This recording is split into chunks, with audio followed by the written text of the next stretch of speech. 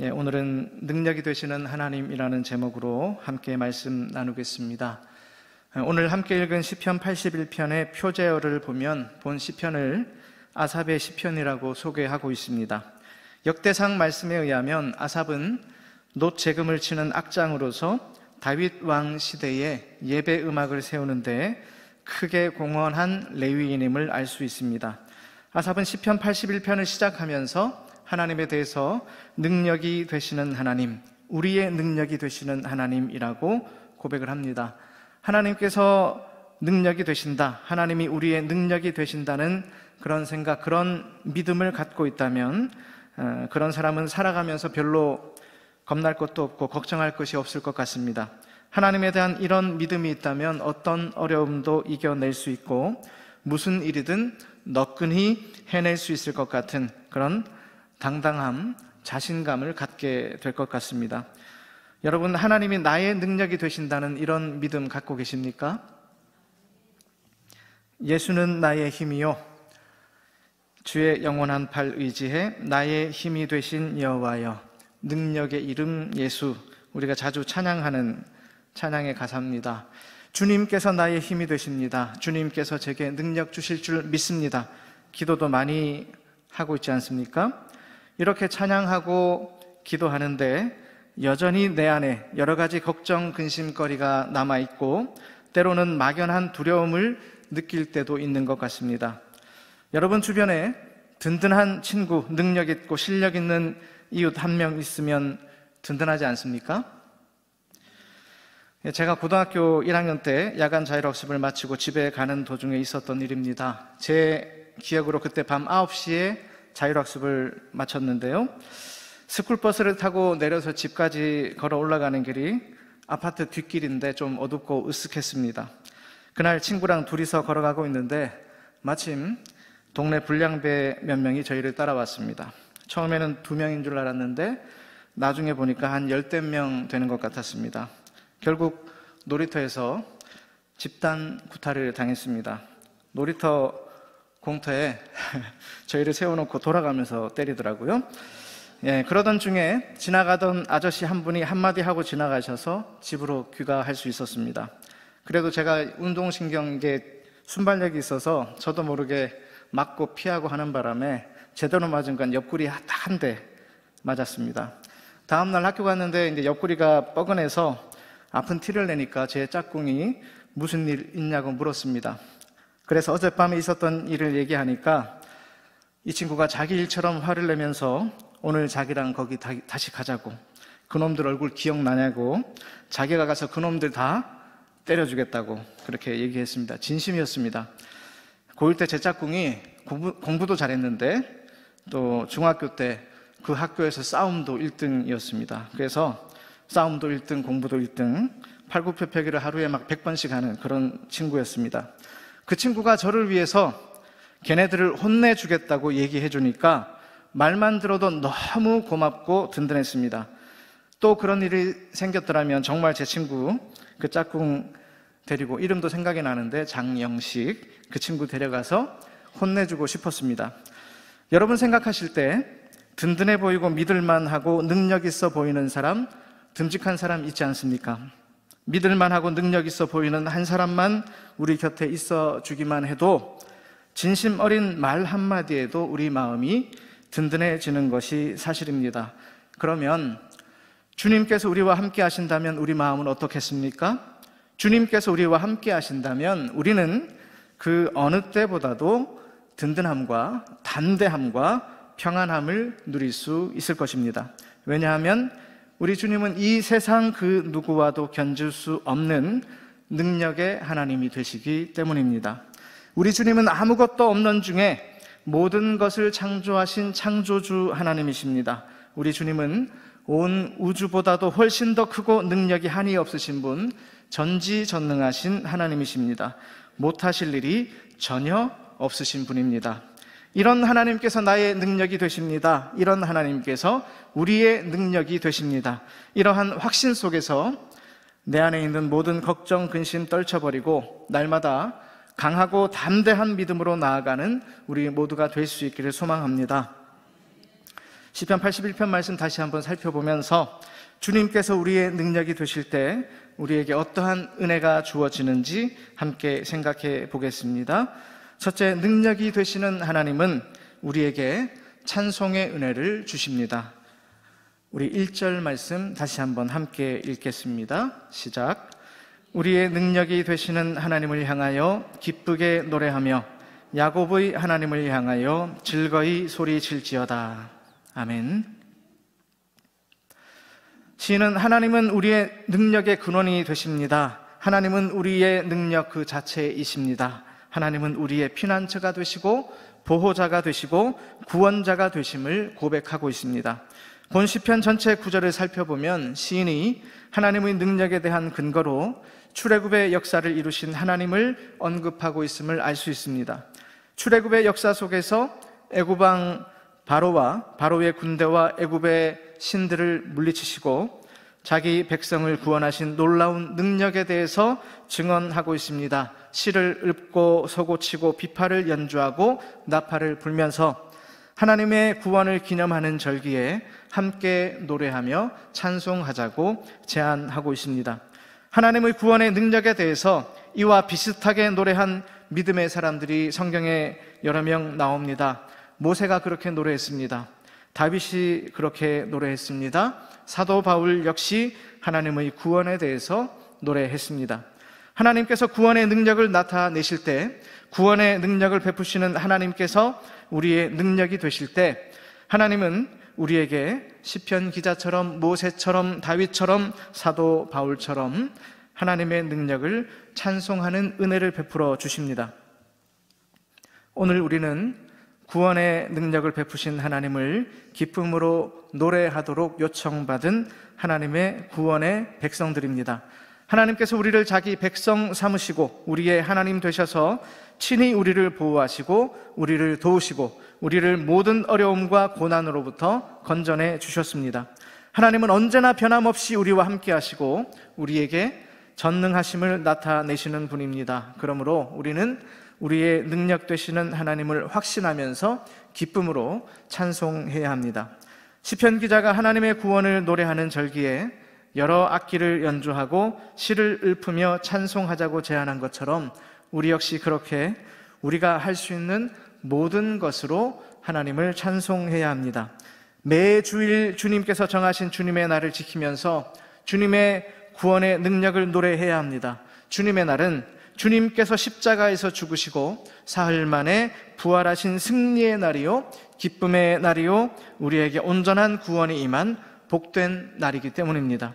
매주일 모여서 하나님을 예배할 때마다 하나님의 구원을 기쁨으로 노래하면서 마음과 정성을 다해서 우리 모든 것을 다 동원해서 하나님을 찬송함이 우리에게 마땅한 일입니다.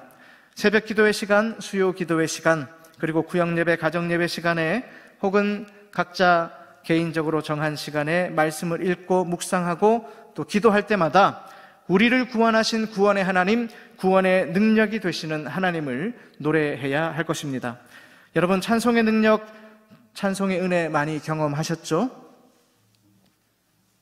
옥터가 움직이고 옥문이 열렸던 바울과 실라의 찬송의 능력 못지않게 찬송의 능력을 통해서 놀라운 하나님의 은혜를 경험하셨으리라 생각합니다. 설교 준비하면서 찬양을 통해서 주님께서 제게 찾아오셨던 순간들을 떠올려 봤습니다. 라디오를 통해서 흘러나왔던 찬양, 핸드폰 음악을 통해서 들려주셨던 찬양의 가사, 당시에는 처음 듣는 찬양들이 대부분이었습니다. 찬양을 통해서 제게 들려주시던 주님의 메시지, 기억나는 대로 조금만 소개해드리겠습니다. 주 나의 모습 보네, 상한 나의 맘 보시네, 주 나의 눈물 안에 홀로 울던 맘 아시네. 지금 여기 계시며 말씀해 주시는 하나님, 내 삶에 역사하시는 신실한 나의 하나님을 찬양해. 하나님이 내 아버지가 되시네. 주님 한 분만으로 내 영혼 만족하네. 다른 종류의 즐거움 날 채울 수 없네. 정말 저에게 필요할 때 위로가 되어줬고 용기가 되어주었던 찬양이었습니다. 마음에 의심이 생기고 믿음이 흔들릴 때, 내 안에 만족이 없고 기쁨이 없을 때 주님께서 찬양을 통해서 위로해 주시고 용기를 주시고 붙들어 주시고 제 영혼에 만족을 주셨습니다. 찬송은 하나님께서 우리를 지으신 목적입니다. 찬송은 주님께서 우리에게 명령하신 일이요 능력의 주님께서 우리에게 베풀어 주시는 은혜입니다. 함께 모여 예배함으로 날마다 순간마다 시시때때로 말씀을 묵상하고 기도함으로 늘 주님의 크고 놀라우신 구원의 능력을 찬송하는 우리 모두가 될 수 있으면 좋겠습니다. 우리로 찬송케 하시는 능력이 되시는 주님을 날마다 찬송하면서 크고 놀라운 주님의 능력, 찬송의 능력, 찬양의 은혜를 더욱 풍성히 경험하는 우리 모두가 될 수 있기를 간절히 소망합니다. 두 번째로, 능력이 되시는 하나님은 우리의 무거운 짐을 벗기시고 자유케 하십니다. 우리 6절 말씀 함께 읽겠습니다. 시작. 이르시되 내가 그의 어깨에서 짐을 벗기고 그의 손에서 광주리를 놓게 하였도다. 아멘. 하나님께서 출애굽의 역사를 이루심으로 애굽에서 고된 노역을 하던 이스라엘 백성들의 무거운 짐을 벗겨 주셨음을 노래하고 있습니다. 이스라엘 백성들은 애굽 땅에서 자유를 잃고 억압과 고통 속에 살고 있었습니다. 하나님께서는 그들의 고통을 보시고 그냥 모른 척하지 않으셨습니다.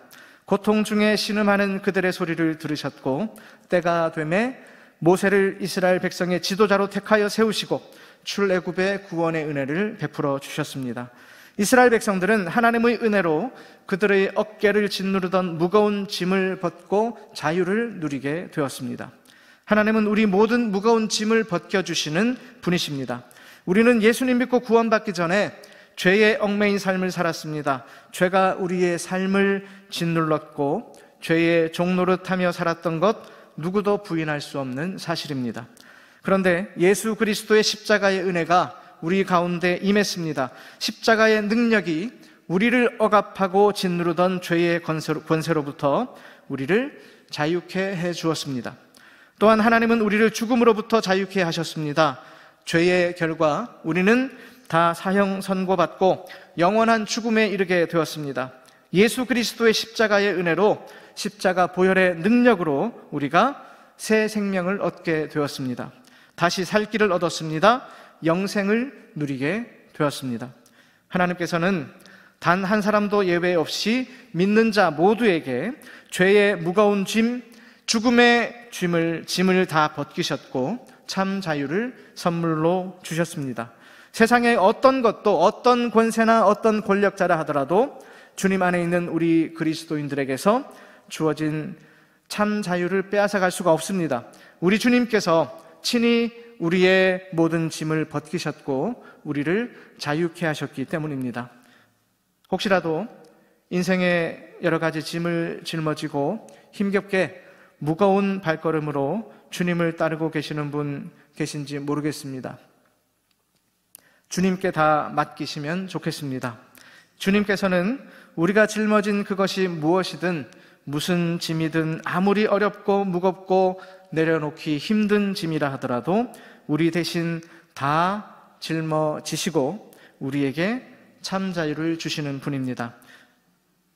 무거운 짐을 들고 버스를 탔는데 무거운 짐을 가지고 탄 게 미안해서 차마 그 짐을 버스 바닥에 내려놓을 수 없어서 내릴 때까지 계속 들고 짊어지고 가시는 분 있습니까? 내려놓을 수 있을 때 내려놓으면 됩니다. 내려놓을 수 있는데 내려놓지 않는 것, 내려놓을 수 있는데 그러지 못하는 것, 그건 미련한 행동입니다. 이런저런 무겁고 고통스러운 마음의 짐, 내 삶의 버거운 짐을 꾸역꾸역 혼자서 힘들게 지고 가시는 분 계십니까? 그런 분 계시다면 그 무거운 걸 혼자서 지고 가시느라 너무 수고가 많으시고 너무 대단하시고 더 힘내시라고 격려해 드리는 것 그리 나쁘지 않을 것 같습니다. 그런데 그것보다는 주님께 다 내려놓으시라고 말씀드리는 것이 더 좋을 것 같습니다. 나의 무거운 짐, 내 삶의 모든 짐을 주님께 다 내려놓으면 주님께서 부담되시고 힘드실까 염려되고 죄송스럽습니까? 그런 생각 안 해도 됩니다. 우리 주님은 우리 모든 무거운 짐을 다 짊어지시고 우리에게 쉼을 주시는 분입니다. 잠깐 동안이 아니라 영원히 주님은 우리의 모든 무거운 짐을 대신 지시는 분이십니다. 우리는 그저 주님께 그냥 다 내려놓으면 됩니다. 잘 아시는 말씀 마태복음 11장 28절 말씀 우리 함께 읽겠습니다. 시작. 수고하고 무거운 짐진 자들아 다 내게로 오라. 내가 너희를 쉬게 하리라. 아멘. 주님께서 직접 말씀하셨습니다. 명령하셨습니다. 능력이 되시는 주님께 모든 무거운 짐을 다 내려놓고 온전히 맡김으로 주님 안에서 참되고 온전한 자유, 참 평안, 참된 쉼을 누리는 우리 모두가 될 수 있기를 간절히 소망합니다. 세 번째로, 능력이 되시는 하나님은 우리에게 말씀의 은혜를 베풀어 주십니다. 우리 8절 말씀 함께 읽겠습니다. 시작. 내 백성이여 들으라. 내가 내게 증언하리라. 이스라엘이여 내게 듣기를 원하노라. 아멘. 내 백성이여 들으라. 얘들아, 내가 얘기할 테니 내 말 좀 들어봐. 하나님께서 당신의 언약 백성을 부르시면서 그 말씀을 깊이 새겨듣고 따를 것을 말씀하고 계십니다. 하나님께서 그들에게 친히 말씀을 들려주심은 그들이 하나님의 소유된 백성, 하나님께서 사랑하시는 백성이기 때문입니다. 하나님은 자기 백성들에게 말씀하시면서 친근감을 표현하고 계십니다. 하나님께서 사랑하는 자기 백성들에게 나타내시는 가장 큰 사랑의 표현 중에 하나가 그들에게 말씀하시는 것, 자기 음성을 들려주시는 것입니다. 오늘 우리가 읽지 않았지만 시편 81편 9절부터 11절 말씀, 9절부터 11절 말씀을 함께 읽겠습니다. 시작.